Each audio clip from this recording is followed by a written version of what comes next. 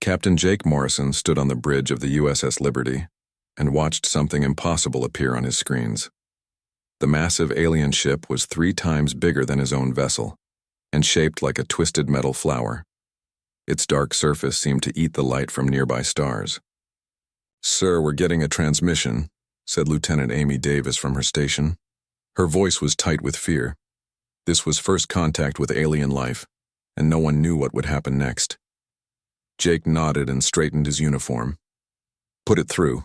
The main screen flickered and showed a creature that made several crew members step back in shock. It looked like a giant lizard that had learned to walk on 2 legs.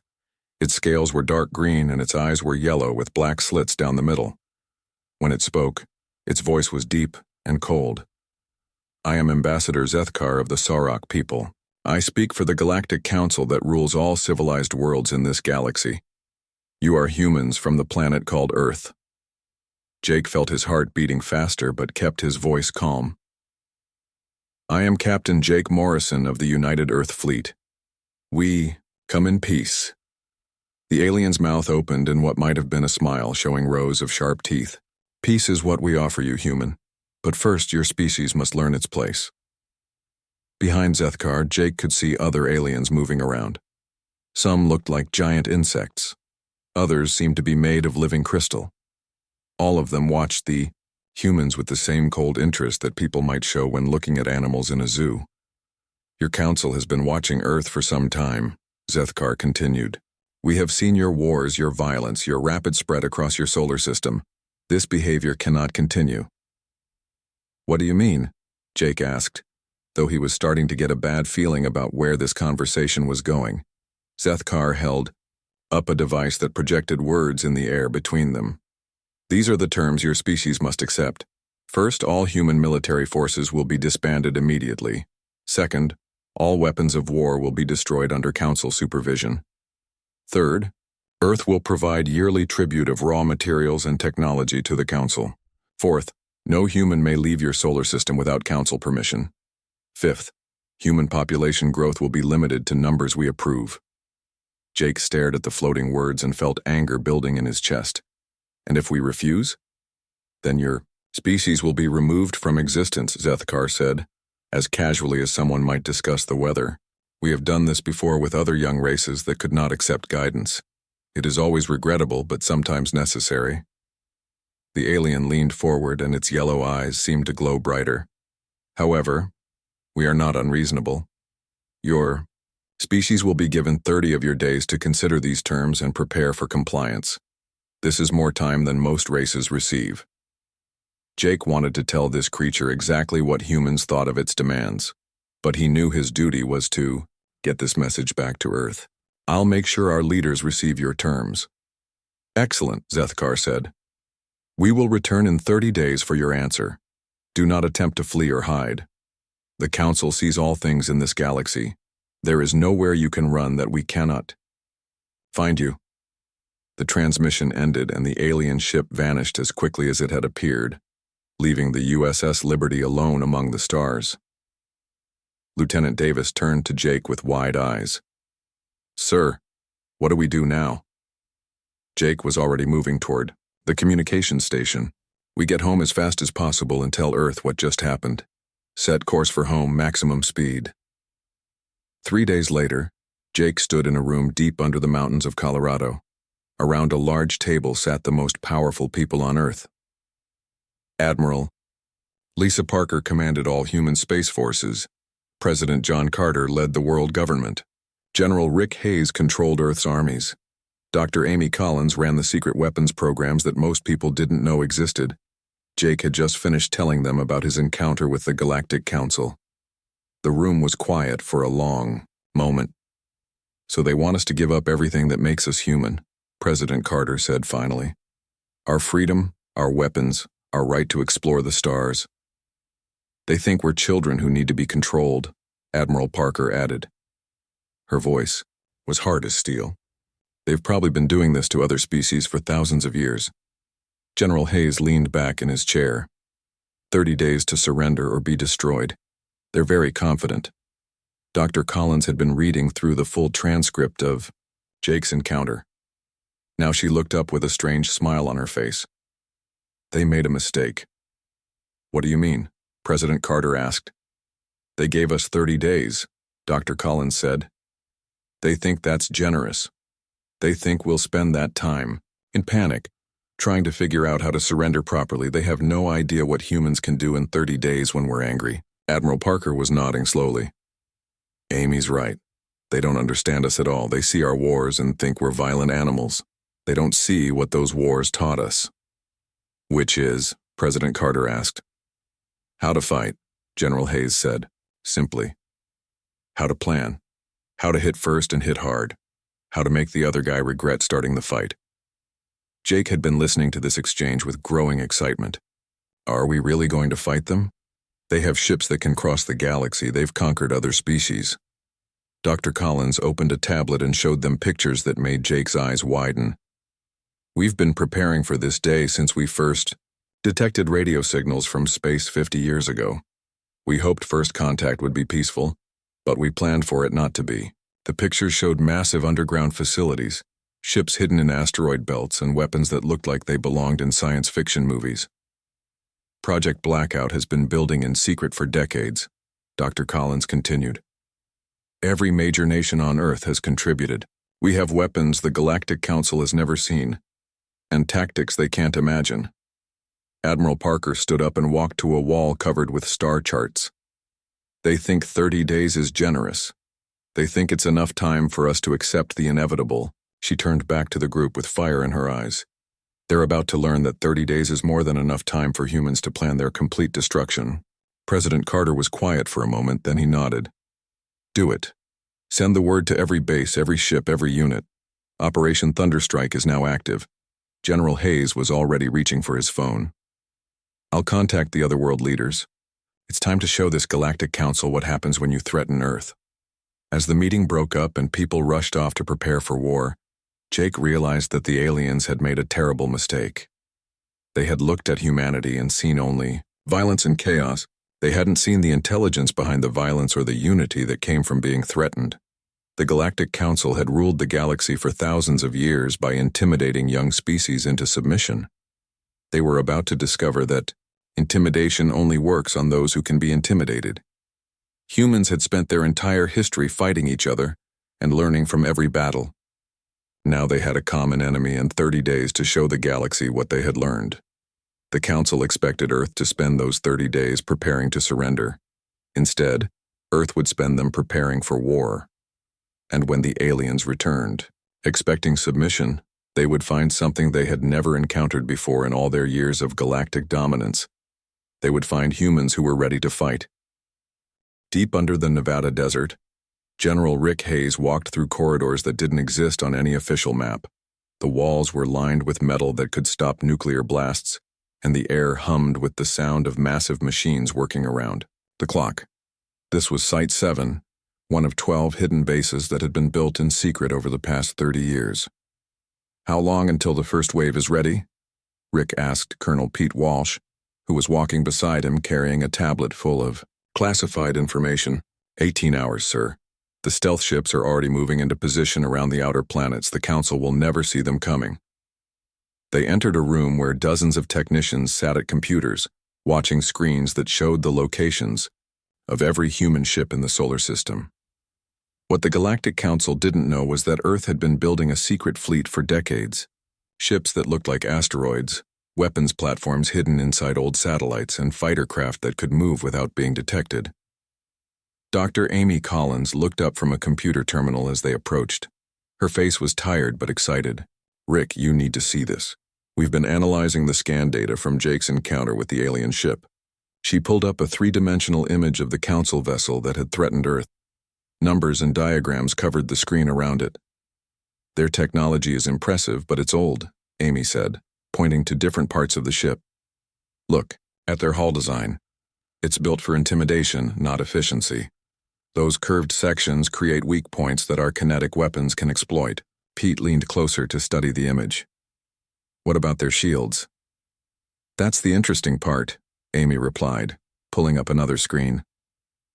Their shields are designed to stop energy weapons like lasers and plasma cannons. But our kinetic weapons don't use energy. They use pure physics. A tungsten rod moving at 10% of light speed will go right through their shields like they're not even there. Rick smiled grimly. So, while they've been fighting the same kind of battles for thousands of years, we've been innovating. Exactly. They expect us to fight like every other species they've conquered. Slow, predictable, using the same old tactics. Amy's eyes lit up with the excitement of someone who had solved a difficult puzzle. They have no idea what human creativity can do when applied to warfare. Meanwhile, 500 miles above Earth, Commander Linda Torres floated in the command center of Station Alpha. The space station looked like a communications relay to anyone who scanned it from the outside. In reality, it was the control center for Earth's hidden orbital defense network. Torres to all units. She spoke into her headset. Operation Blackout is now active. All ships move to assigned positions.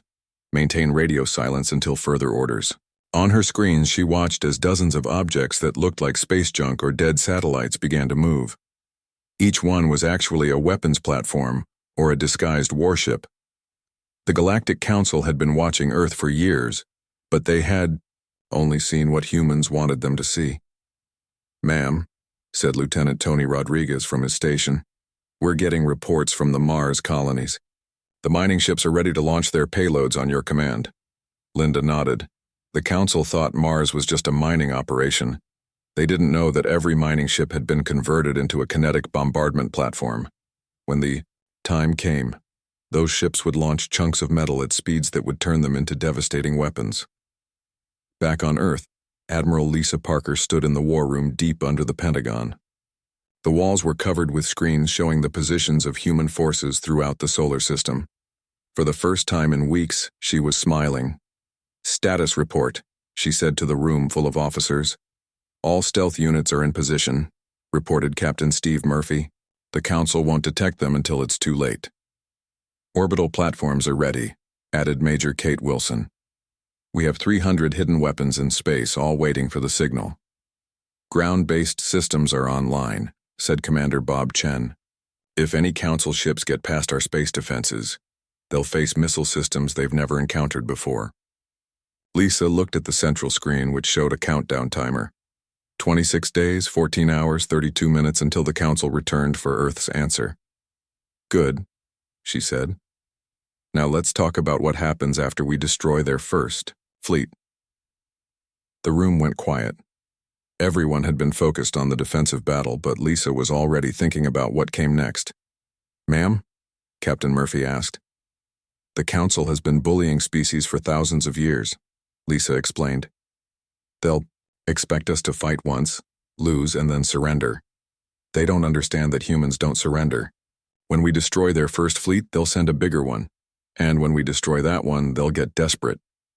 She pressed a button, and the main screen changed to show a star map of the local region of the galaxy. "Dr. Collins has been analyzing their technology and their psychology. Tell them what you found, Amy." Amy stepped forward and pointed to several star systems marked in red on the map. "The Council has been in power so long that they've become predictable. When a species resists, they follow the same pattern every time. First, they send a demonstration force. Then they send a punishment fleet. Finally, they send everything. They have to wipe out the rebels. The problem is," Lisa continued, "they've never faced a species that could track their movements and predict their actions. While they're following their ancient playbook, we'll be 3 steps ahead of them." In another part of the base, Lieutenant Colonel Mike Foster was training with his special operations team. These were the soldiers who would board alien ships when the time came. They wore armor that could protect them in space and carried weapons, designed specifically for fighting in alien environments. "Remember," Mike told his men as they practiced moving through a mock-up of a Council ship, "the aliens are physically stronger than us, but they're not used to being attacked.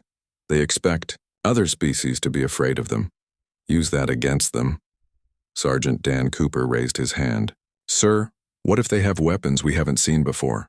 Mike smiled. "Then we adapt. That's what humans do better than any other species in the galaxy. We learn, we change, and we overcome. The Council has been doing the same thing for thousands of years." We've been changing and improving for our entire history. Far from Earth, on the massive council station called Nexus Prime, the 12 alien leaders were meeting to discuss the human situation. The station was the size of a small moon and served as the mobile capital of their galactic empire. Ambassador Zethkar of the Sorok stood before the council circle, reporting on his encounter with the humans. The primitive mammals seemed shocked by our generous offer, he said, his forked tongue flicking out as he spoke. Their military leader appeared confused and frightened. I expect their surrender message within days. The hive queen Klaxith clicked her mandibles in what passed for laughter among her insect species. Young races always panic when they first encounter our power. The humans will be no different. Resonant speaker Vortham, a being made of living crystal, pulsed with different colors as it communicated. Perhaps we should prepare a demonstration. The destruction of their moon would help them understand their situation. Admiral Zarathlon of the aquatic depth swimmers rippled his fins in agreement. A show of force is always effective. It saves us from having to destroy the entire species later. What none of the council members understood was that every conversation in their chamber was being recorded. Earth's most advanced spy satellites had been watching Nexus Prime for months, learning about council technology and tactics. In the hidden base under Nevada, Dr. Amy Collins listened to the translated conversation and shook her head. They're going to try to destroy our moon, she told General Hayes. They think it will scare us into surrendering. Rick looked at the intelligence report and laughed. They still don't get it. They think we're like every other species they've bullied. They're about to learn that threatening Earth's moon is the worst mistake they could possibly make. Amy pulled up a tactical display showing the positions of human forces throughout the solar system. When they arrive to destroy the moon, they'll be flying straight into the largest ambush in galactic history. Rick nodded and picked up his secure phone. Lisa, it's Rick. The council is planning to destroy our moon as a demonstration. How soon can we move up the timetable? On the other end of the line, Admiral Parker's voice was cold as space. We'll be ready in 48 hours. Let them come. Let them try to touch our moon. They'll discover that humans protect what's theirs, and anyone who threatens our home gets destroyed. As the countdown timer continued to tick away, both sides prepared for a battle that would change the galaxy forever. The council expected to face another frightened young species. Instead, they were about to encounter something they had never seen before, humans who were ready for war. Admiral Zarathlon stood on the bridge of his flagship, the Leviathan, and watched Earth's solar system grow larger on his screens. Behind him followed the largest council fleet ever assembled for a simple demonstration. 50 warships, each one capable of destroying a planet, moved in perfect formation toward the small blue world that dared to defy the Galactic Council. Admiral, reported his sensor officer, a crystalline being whose body pulsed with different colors as it spoke. We are detecting the same primitive vessels we saw during first contact. No sign of military buildup. Zarathlon's gill slits fluttered with satisfaction. The aquatic alien had commanded council fleets for over 2 centuries, and he had never seen a species refuse to surrender after witnessing their power.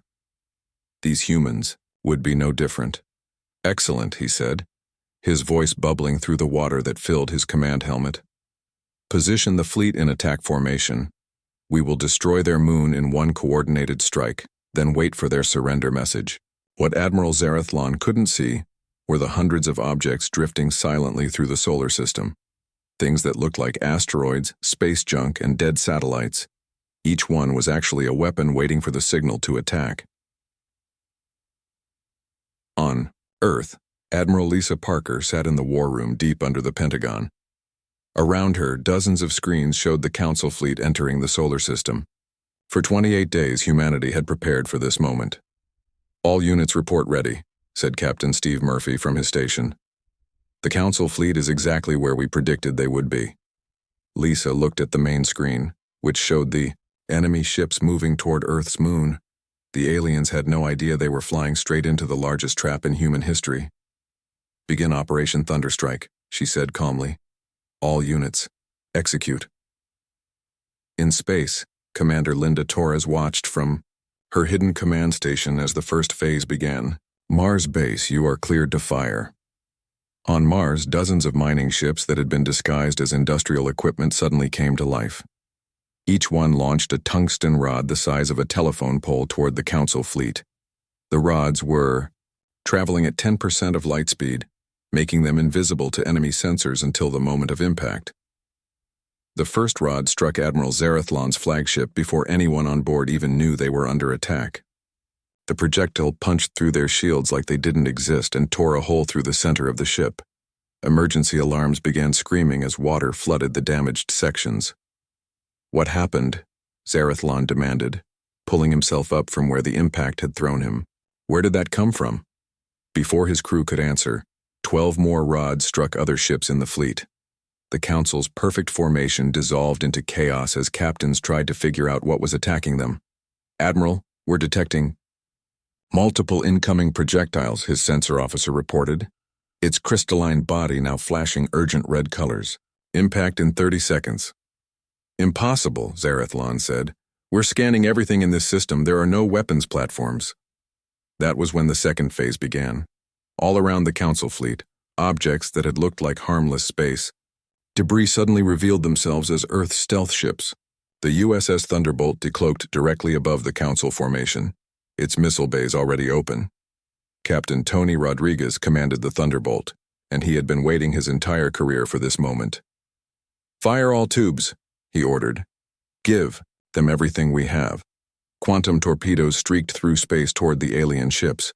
Unlike the energy weapons the Council was used to fighting, these missiles used technology the aliens had never encountered. When they hit, they didn't just explode. They created small tears in space itself, sucking chunks of enemy ships into alternate dimensions.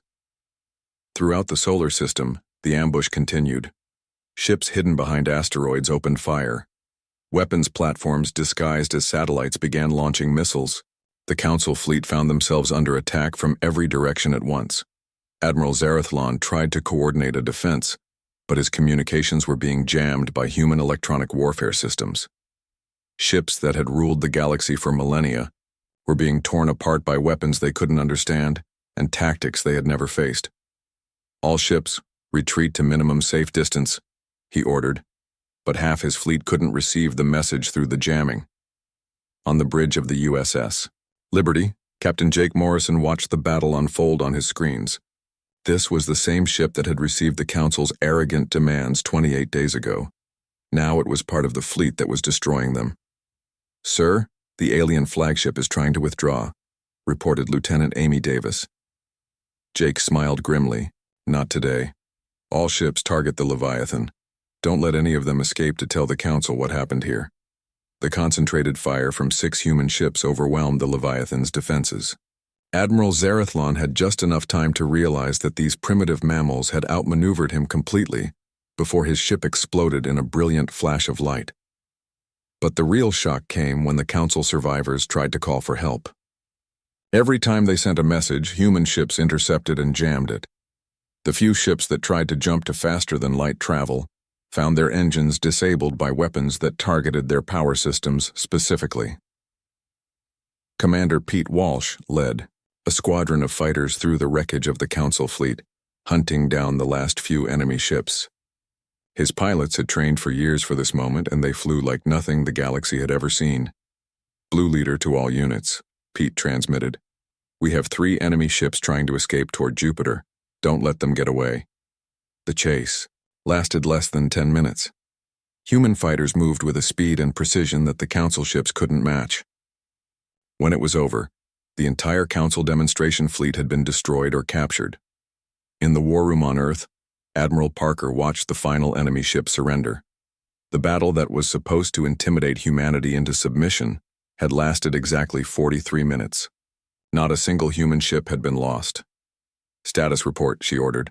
47 Council ships destroyed, 3 captured, reported Major Kate Wilson. We have prisoners from 6 different alien species, including 2 Council members. Casualties. On our side, 17 wounded, no deaths. The enemy never even got close to our moon. Lisa nodded with satisfaction. The Council had expected to face a primitive species armed with crude weapons. Instead, they had encountered a military force that had spent decades preparing for exactly this kind of battle. Dr. Amy Collins entered the war room carrying a tablet full of analysis data. "Lisa, you need to see this. We've been studying the wreckage and the prisoners." She pulled up technical readouts on the main screen. "The Council's technology is powerful, but it hasn't changed in centuries. They've been using the same ship designs, the same weapons, the same tactics for so long that they've become completely predictable." "What about their response?" Lisa asked. "They'll send a bigger fleet when this one doesn't report back." Amy smiled. "That's the beautiful part. We captured their communication codes and navigation data. We know exactly where their main fleets are located, how they operate, and what they'll do next." On the captured Council ship Devastator, Lieutenant Colonel Mike Foster and his boarding team were interrogating the surviving alien officers. The prisoners were in shock. Never in thousands of years of galactic conquest had a Council fleet been completely destroyed by a species they had just discovered. "Your Council underestimated us," Mike told the captured Sauroch commander. "You thought we were just another primitive species you could bully into submission."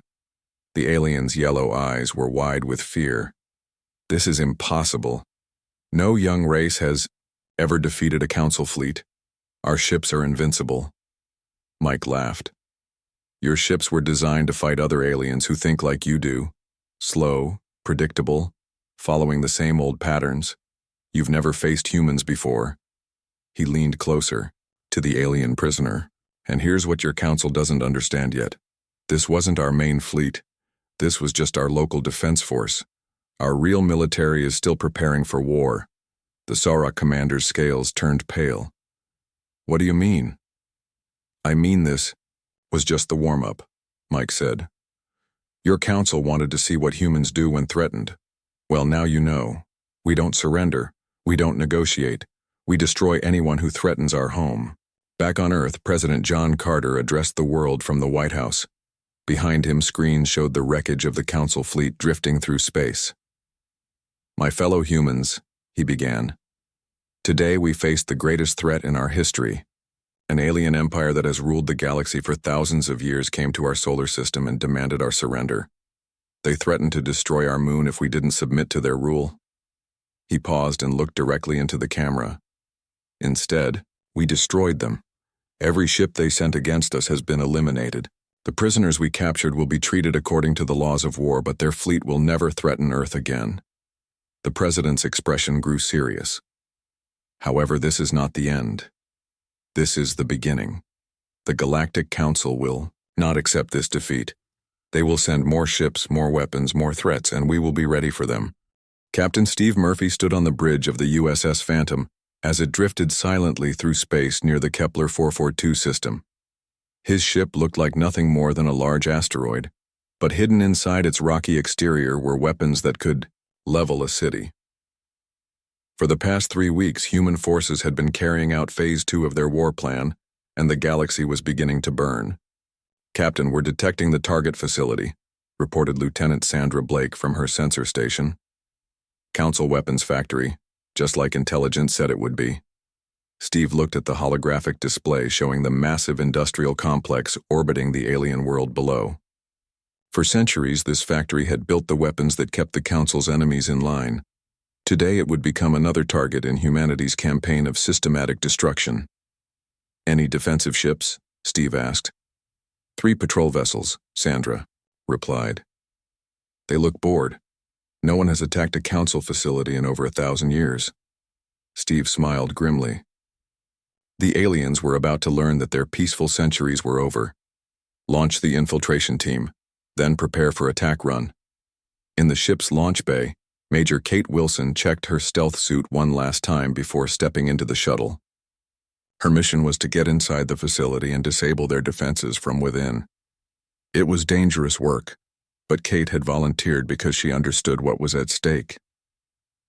"Remember," she told her team of 12 special operations soldiers, "we're not just destroying a factory. We're sending a message to every species in the galaxy: the Council is not invincible." The shuttle separated from the Phantom and glided toward the factory complex. To alien sensors, it looked like a piece of space debris. By the time the defenders realized what was happening, it would be too late. Meanwhile, halfway across the galaxy, Commander Bob Chen was leading a different kind of mission. His team had infiltrated a council communication station on the mining world of Tau Ceti III.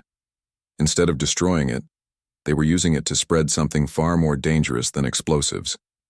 "Upload complete," reported Sergeant Jim Torres, from his position at the alien computer terminal. "The virus is now in their main communication network." Bob nodded with satisfaction. Dr. Amy Collins had designed this computer virus specifically to attack council systems. It would spread through their networks like wildfire, causing chaos and confusion just when they needed coordination most. "What does it do?" asked Corporal Lisa Martinez, who was standing guard at the door. "It makes their computers lie to them," Bob explained. "False reports, wrong coordinates, fake status updates. By the time they figure out what's happening, their entire command structure will be paralyzed." On Earth, Admiral Lisa Parker watched dozens of screens showing human operations. Across the galaxy, in just 3 weeks, her forces had destroyed 17 council facilities, captured 4 alien worlds, and spread chaos through half the enemy empire. "Status report," she ordered. "Operation Ghost Strike was successful," reported Colonel Mike Foster. "Steve's team destroyed the weapons factory at Kepler 442. No survivors, no witnesses." "Sabotage missions?" "Bob's team has infected 12 major communication hubs. The Council's command network is starting to break down. They're getting reports of attacks that never happened, and missing reports of attacks that did happen." Lisa smiled. This was exactly what she had hoped for. "What about recruitment?" "That's the really good news," Mike said, pulling up a star map covered with green markers. 37 species have contacted us requesting protection from Council retaliation. They're willing to provide bases and support in exchange for human military assistance." The truth was that the Council's empire had always been held together by fear. For thousands of years, no one had dared to resist because resistance seemed hopeless. But now that humans had proven the Council could be defeated, old grudges were surfacing across the galaxy. On the water world of Oceania Prime, Commander Linda Torres met with representatives of the aquatic fintal species.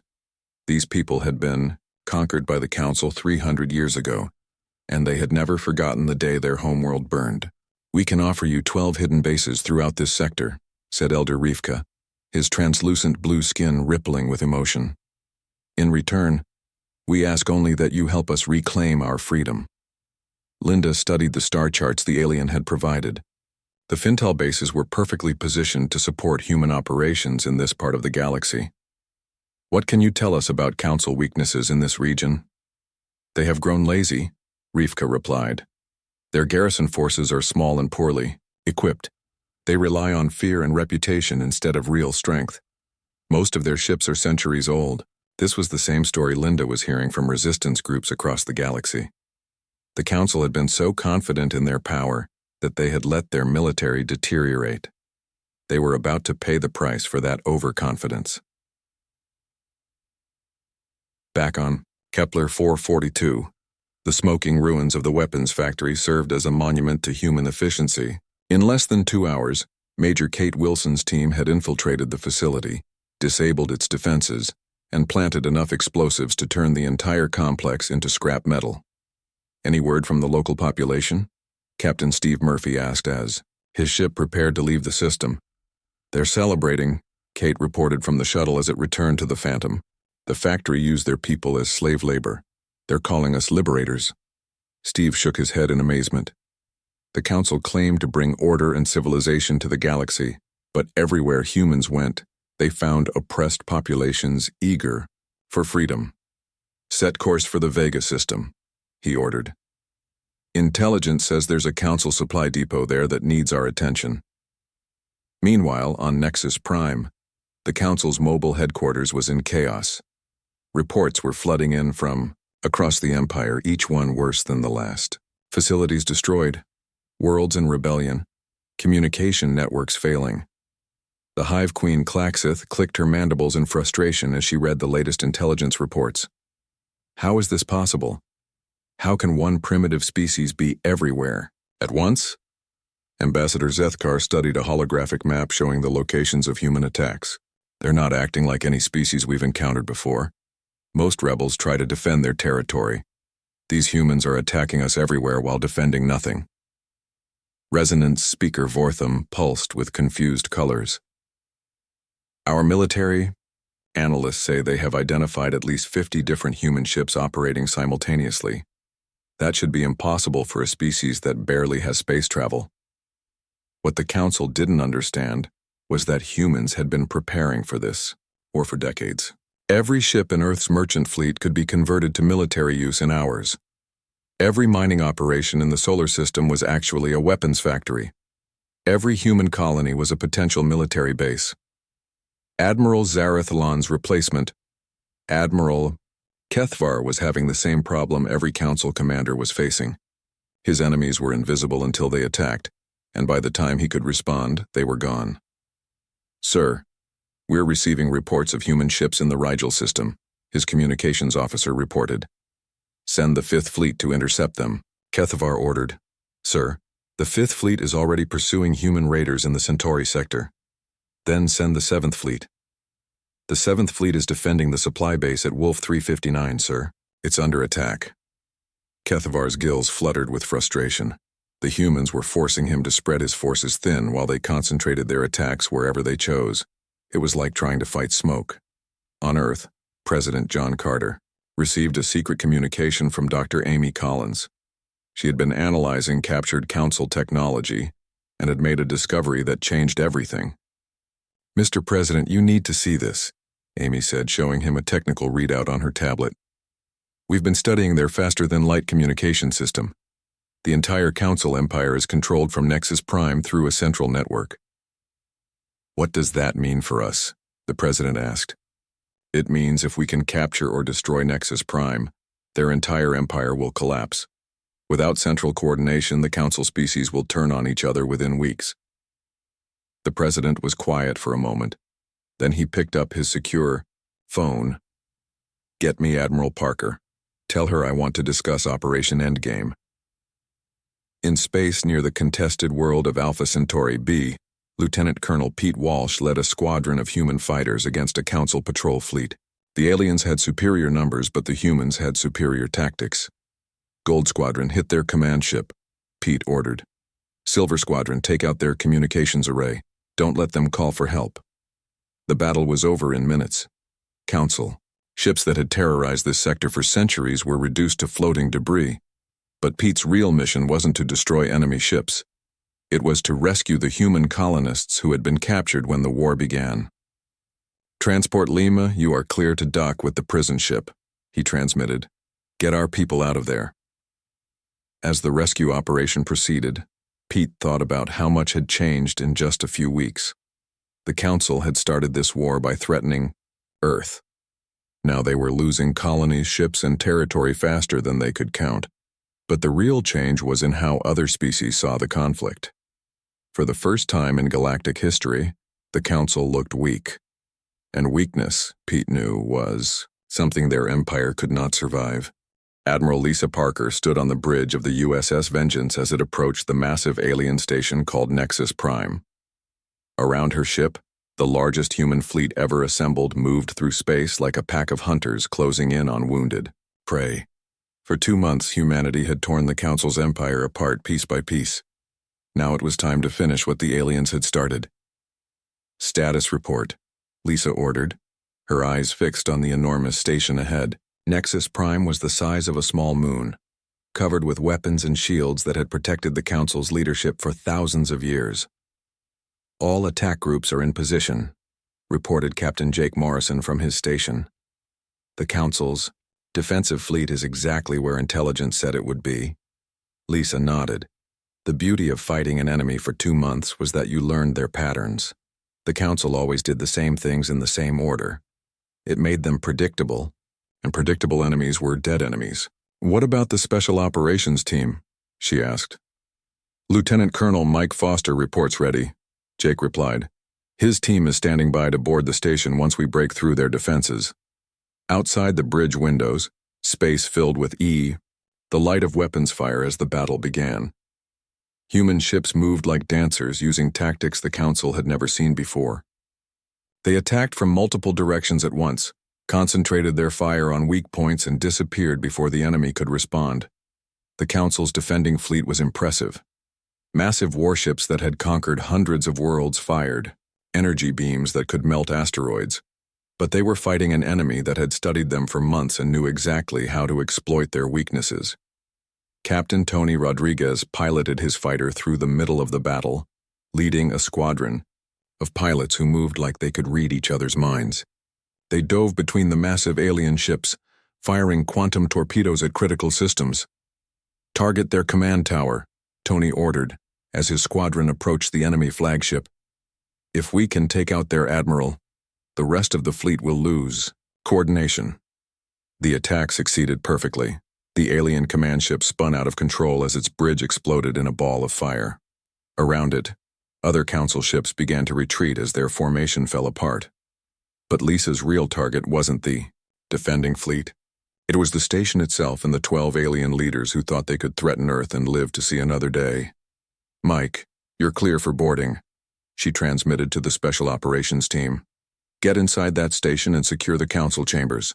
Lieutenant Colonel Mike Foster and his 30 best soldiers launched from their transport ship in individual drop pods designed to punch through enemy defenses. Each pod looked like a small meteor, invisible to alien sensors until it was too late to stop them. Mike's pod crashed through the outer hull of Nexus Prime and into a corridor filled with startled alien guards. He rolled out of the smoking wreckage with his rifle already firing. The aliens had never seen humans in combat armor before, and their surprise gave Mike's team the advantage they needed. "Team Alpha, secure the left corridor," Mike ordered through his radio. "Team Beta, take the right. Team Charlie, follow me to the Council chambers." The fighting inside the station was brutal but one-sided. The alien guards were used to dealing with peaceful prisoners and frightened rebels. They had never faced human soldiers who moved like lightning and fought like demons. Sergeant Dan Cooper led his squad through a maze of passages, following the maps they had stolen from captured Council ships. The aliens kept trying to set up defensive positions, but the humans moved too fast and hit too hard. "Contact front," Dan reported, as his team encountered a group of insectoid warriors from the hive species. Engaging. The battle lasted less than a minute. Human weapons cut through alien armor like it was made of paper. The few surviving defenders fled deeper into the station, spreading panic as they ran. Meanwhile, on the bridge of the Vengeance, Admiral Parker watched as the Council's defensive fleet finally broke and scattered. Some ships tried to escape, but human fighters hunted them down one by one. Others surrendered, their crews too demoralized to continue fighting. "Admiral, we're receiving a transmission from the station," reported Lieutenant Amy Davis. "It's coming from the Council chambers." "Put it through," Lisa ordered. The main screen showed the interior of a vast circular room where 12 alien beings sat on thrones that had once symbolized their absolute power. Now they looked like frightened animals trapped in a cage. "Ambassador."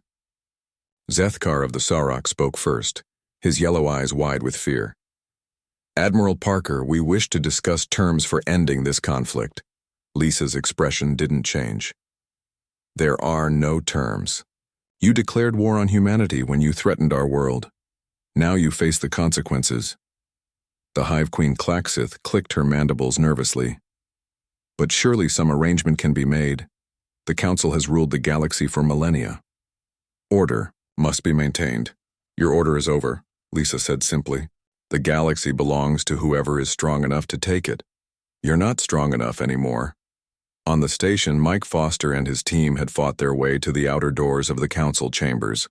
The massive barrier was designed to stop armies, but human engineering had found its weakness. "Charges set," reported Sergeant Cooper. "Ready to blow the door." Mike checked his watch.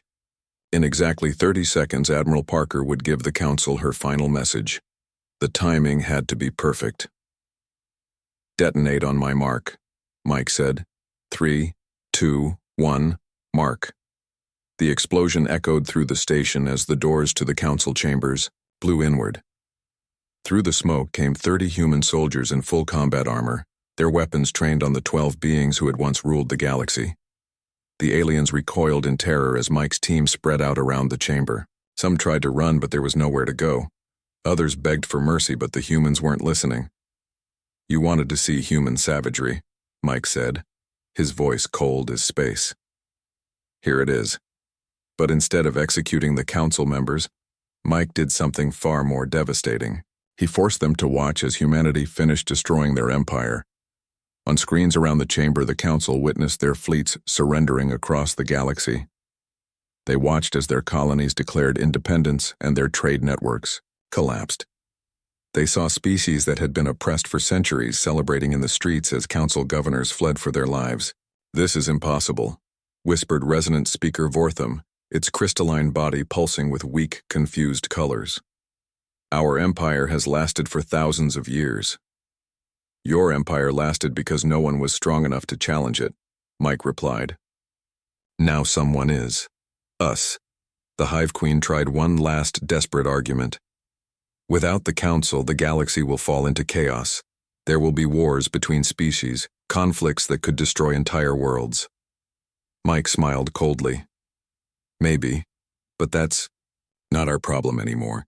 You started this war by threatening Earth. Now Earth is ending it by making sure you can never threaten anyone again." On the bridge of the Vengeance, Admiral Parker watched as the last Council ships either surrendered or fled into deep space. The battle for Nexus Prime was over, and humanity had won a victory that would echo across the galaxy for generations.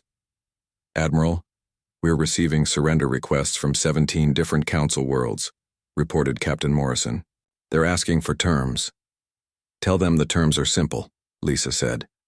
"Complete independence from Council rule, full cooperation with human peacekeeping forces, and anyone who helped oppress other species gets put on trial." The reality was that the Council's empire was already dead. Without their central command structure, the 12 species would turn on each other within weeks. Some would try to maintain their own smaller empires, but they would face rebellions from species that had learned the lesson of human victory.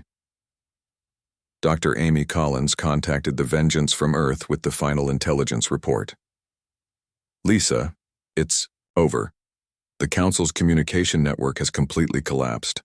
Half their remaining ships are asking for asylum, and the other half are fighting each other for salvage rights." President John Carter's voice came through on a secure channel from Earth. "Admiral Parker, on behalf of all humanity, I want to thank you and your people for what you've accomplished. When the history of this war is written, it will show that humans don't just defend themselves, they defend the principles of freedom and justice for all species." In the council chambers on Nexus Prime, the 12 former rulers of the galaxy sat in stunned silence as human guards watched over them. Their thrones still existed, but their power was gone forever. Mike Foster stood before them one last time, before his team prepared to leave. "You want to know the difference between humans and every other species you've conquered? When someone threatens us, we don't just fight back. We make sure they can never threaten anyone ever again."